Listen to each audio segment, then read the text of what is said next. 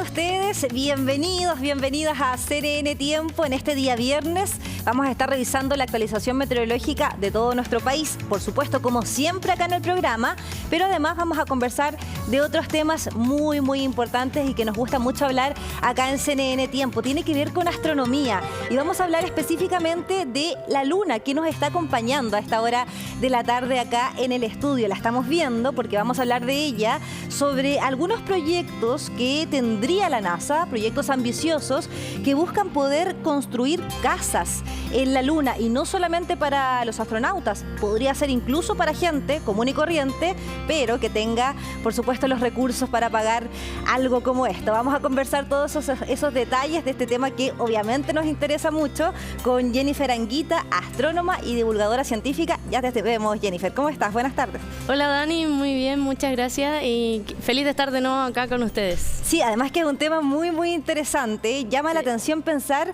que para el 2040 no queda tanto tiempo. ¿Cómo podríamos llegar a construir casas en la Luna? Bueno, siempre ha sido un tema el hecho de vivir fuera del planeta Tierra, como que ya no les basta con el tremendo planeta que tenemos, y una de ellas es la Luna junto con Marte, ¿cierto? Ya se viene la misión Artemis 2, la primera salió exitosa, y Artemis 2 planea enviar ya seres humanos a orbitar la Luna, y la tercera es que los seres humanos vuelvan a pisar nuestro satélite natural, y ya para el 2040, como salió esta noticia, construir casas. Ahora, no dice, allá no hay materiales. ¿De dónde saco yo los materiales para poder construir una casa? No es que se lleven los materiales para la Luna. Claro, no, es mucho más costoso tratar de llevarse las cosas que hacerlas allá. Pero allá no hay los mismos materiales que acá, o sea, ya no hay cemento, por decirlo de alguna manera, tampoco hay madera, entonces, ¿qué hacemos? Y es ahí donde entra la tecnología a cambiar los paradigmas, porque van a llevar una impresora gigante, literal gigante en 3D, que va a utilizar los materiales de la Luna, que es polvo, rocas, regolito por doquier, y los van a transformar en material para construir estas casas lunares. Mira qué interesante, me imagino que es algo que también se ha estado conversando, analizando hace tiempo, pero en ese sentido cabe la duda de cómo se podría, cuáles son las condiciones que se tienen que dar para que población común y corriente llegue eventualmente a poder habitar la Luna. Sí, bueno, respecto a las condiciones, sabemos que la vida en la Luna o en Marte, en donde sea, nunca va a ser igual que acá en la Tierra. No vamos a poder andar, o la gente que vaya, no va a poder andar así como respirando como acá. Tienen que ser lugares en donde se tenga que adecuar la gravedad, ¿cierto? Se tenga que adecuar el ambiente, como simular el aire que tenemos naturalmente acá en la Tierra. Y en las casas igual tienen que ser muy resistentes a la radiación solar, porque acá nosotros nos protege nuestro escudo, que es la atmósfera. La atmósfera para nosotros es literal lo que nos da la opción de poder vivir acá. Y en la Luna no hay atmósfera. Y en realidad hay, pero es más delgada que un papel, pero casi inexistente. Entonces, la radiación que llega del Sol no hay nada que la filtre. No está este superhéroe llamado capa atmosférica que proteja a la Luna y a los habitantes, futuros habitantes de este lugar. Sí, así que hay que construir casas que protejan del sol. Obviamente. ¿Y cuál es el objetivo específicamente de estas casas? Porque entendemos todo el trabajo científico que hay detrás de estas misiones, de poder entender cómo se puede vivir en la Luna, pero ¿cuál es la misión específica de construir casas para población común y corriente?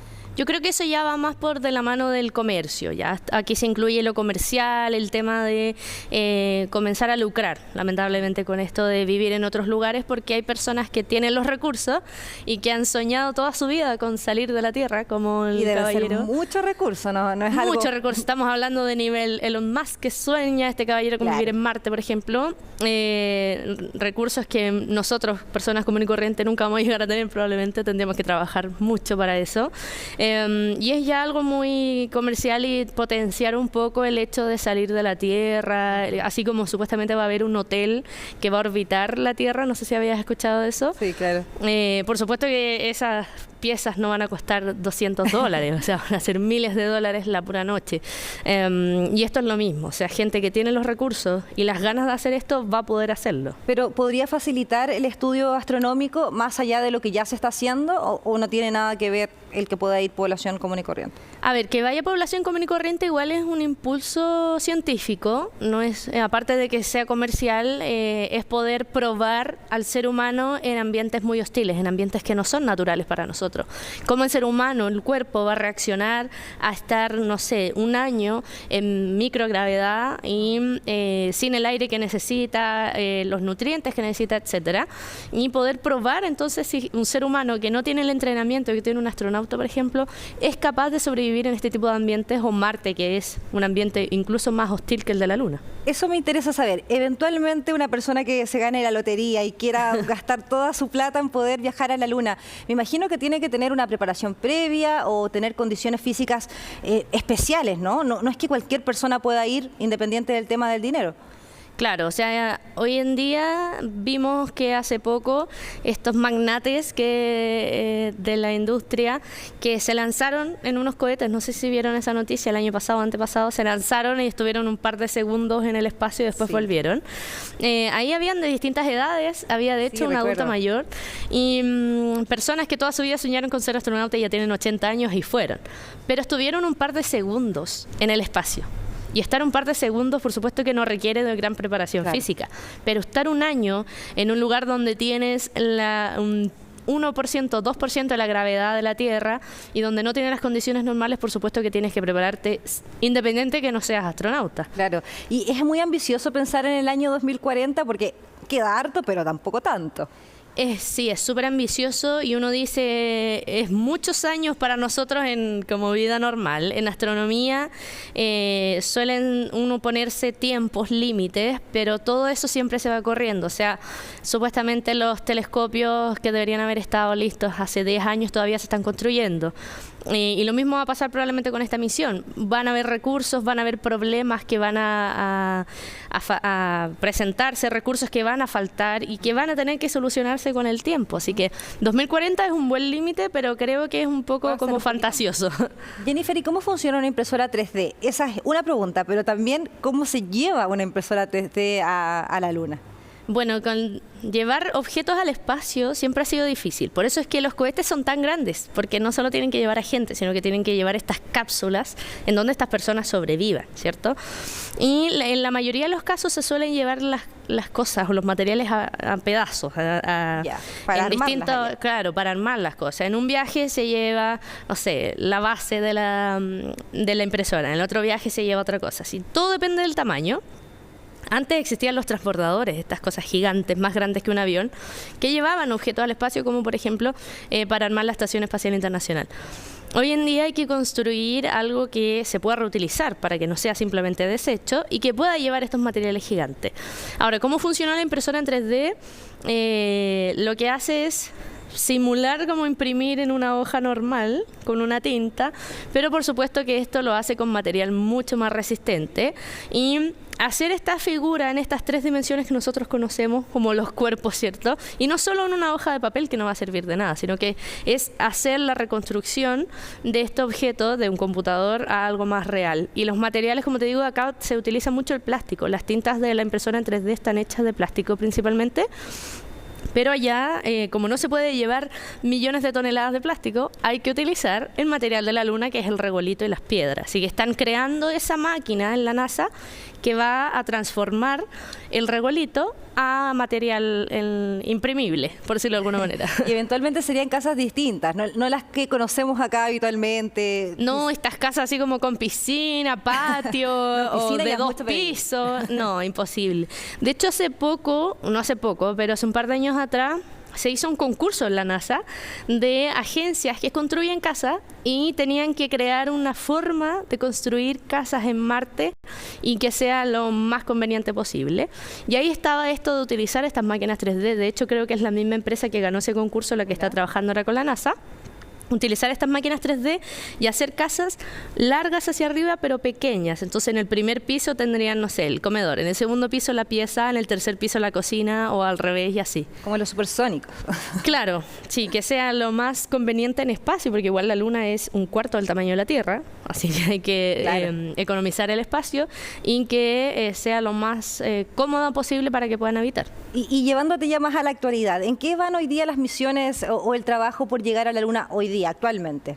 Hoy en día están preparándose para la misión Artemis 2, que es aquella que, como te comentaba, va a llevar a seres humanos, pero no directamente al suelo lunar, sino que se espera que estos se acerquen a la Luna, den unas vueltas alrededor y se pruebe un poco la distancia, cómo va a reaccionar el cuerpo, hacer lo mismo que hizo el Apolo 10. Ya el Apolo 11 fue el que llegó a la Luna y el Apolo 10 fueron los astronautas que estuvieron a 15 kilómetros de la superficie. O sea, estuvieron ahí mismo, solo que no pisaron, no bajaron el pie. Y Artemis 2 va a hacer lo mismo. Van a estar muy cerca, van a probar, van a ver el territorio y luego Artemis 3 va a ser la misión en donde se va a llevar nuevamente a un ser humano y esta vez comandado por una mujer a la Luna. Qué importante eso. Sí. Me imagino que además ese trabajo va a ser importante para ir viendo el futuro. Lo mismo que estamos conversando de las casas, empieza con este tipo de misiones. Sí, lo primordial aquí es llevar a alguien hacia allá y después llevar las cosas porque van a necesitar personas que manipulen esas máquinas. Así que necesitan también probar a los seres humanos cómo van a estar en estos ambientes. Ese es otro tema. ¿Va a haber un tiempo en que eventualmente, si esto llegara a pasar, en que se demorarían en construir o imprimir más bien estas casas? ¿Es más inmediato o hay un tiempo también? No es de un día para otro, pero sí es mucho más rentable en tiempo y en material hacerlo de esta manera en 3D. De hecho, ahora en el planeta Tierra se están haciendo igual construcciones en 3D y son mucho más rápidas. En vez de una casa te tome un año en construir, se construyen en un mes, por ejemplo, con todo lo que se necesita, al menos el armazón. Y estas misiones igual tienen que ser rápidas, porque tienes que pensar de que, por ejemplo, los astronautas en la Estación Espacial Internacional sobreviven 6 meses de manera normal. Pueden llegar a estar más. Hace poco volvió un astronauta que estuvo un año en la Estación Espacial Internacional, pero ahora está haciendo ejercicio para incluso volver a caminar normal, porque las condiciones no son las mismas, entonces claro, el cuerpo se debilita mucho también. Yo creo que con la Luna va a pasar lo mismo, la gente va a poder estar allá, pero cierta cantidad de tiempo y después volver porque el cuerpo no le va a dar. Claro, no es como que se vayan a vivir para siempre, se jubilaron y se van a Yo creo que van a ser más como una especie de hotel. Ya.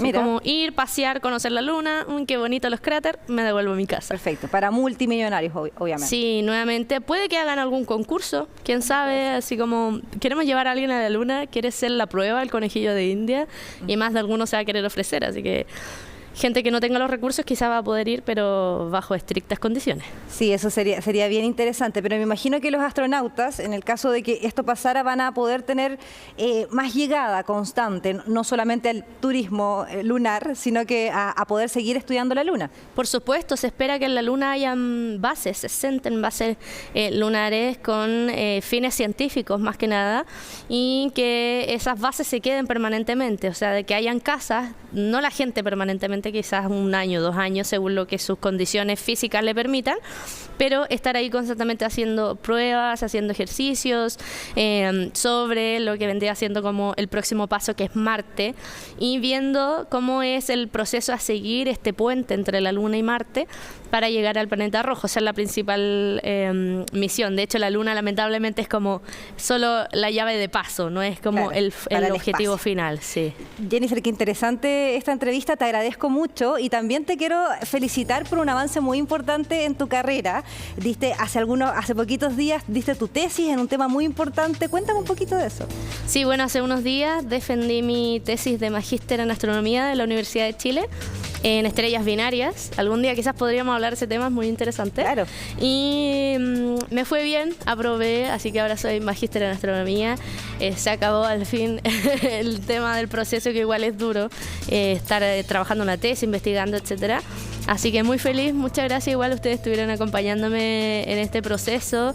Cada vez que yo les decía no puedo, estoy estudiando, no puedo, estoy trabajando en mi investigación, ustedes igual entendieron, así que muchas gracias por acompañarme.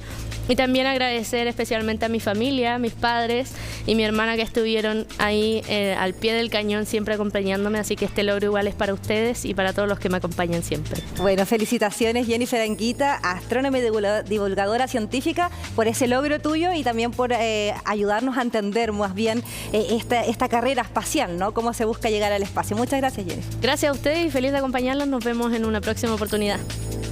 Bueno, muy interesante esta conversación. Eventualmente se podría llegar a la Luna, no solamente de los astrónomos, como estábamos conversando aquí con Jennifer, también podría ser para población común y corriente. Evidentemente sería con mucho poder adquisitivo, pero es un proyecto muy ambicioso que estaría siendo liderado por la NASA. Se está estudiando, las misiones se están llevando a cabo hoy día mismo y el proyecto, en caso de que funcionase, podría terminar con casas como las que estamos viendo o muy parecidas en el año 2040. Nos falta tanto, así que es un proyecto ambicioso y que eventualmente podría dejarnos imágenes interesantes de la Luna.